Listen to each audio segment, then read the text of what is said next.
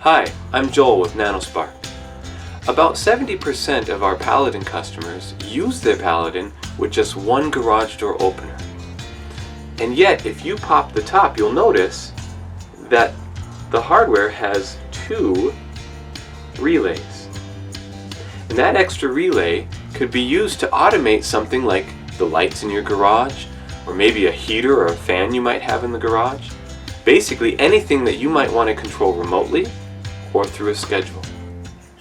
Now these relays are momentary relays, and they're rated to carry up to 2 amps of a max voltage of 240 volt DC or 250 volt AC. So in terms of power, they would handle a single light, a small fan, certainly a solenoid if you're using it with a project. But unless you're controlling a logic circuit, like we are with the garage door opener, you probably need the relay to latch rather than be momentary. And many appliances and projects may need more than 2 amps. Well, that is where these come into play. These are 5 volt latching relay modules. The 5 volt is what triggers the relay, and these relays can handle up to 10 amps of a max voltage of 30 volt DC or up to 250 volt AC.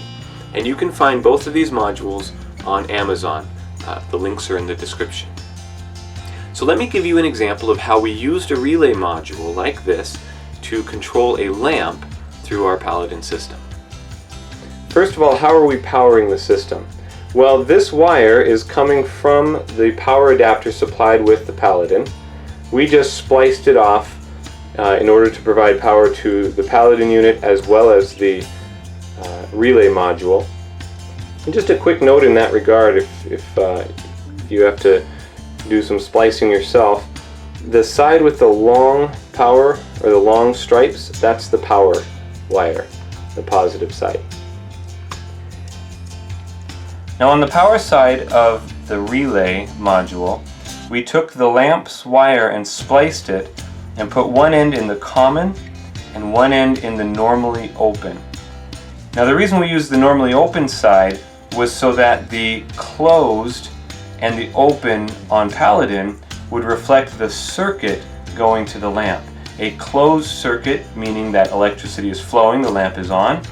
An open circuit means electricity can't flow and hence the lamp is off. There's no need to do it that way. You could reverse it if you wanted to or if your project dictated. So here's the other side of the relay module. These two wires are the power coming to it, which we spliced off of the power adapter for the Paladin system. So that's 5 volts coming in there. And these are the wires that when they get touched together tell the relay to switch sides.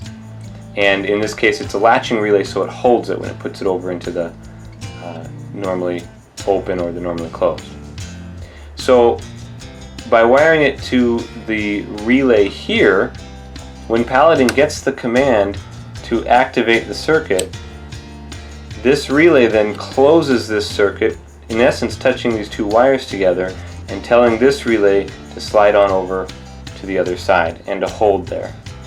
And then when it gets the next signal, it releases that circuit telling this to go back to its normally closed position.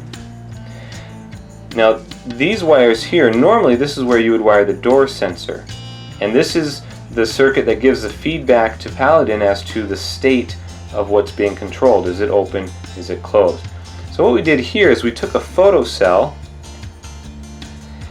because on the relay module, when it gets a command to switch the relay, it turns on a little green LED. And so by putting this photocell over the top of it, the Paladin system can become aware of the state of the relay. Now I had a handy little shroud there from one of our other products, but you could use shrink tube around the photocell, or you could use black electrical tape to attach the photocell right over that LED, and you'll get the feedback you need as to the state of that relay. Whether you're monitoring and controlling your garage door and something else, or you use Paladin for an entirely different project, we hope this video is helpful to you. If you have application questions, or want to tell us how you used your Paladin, please tell us about it in the comments below, or better yet, send us an email and include some pictures. We look forward to hearing from you.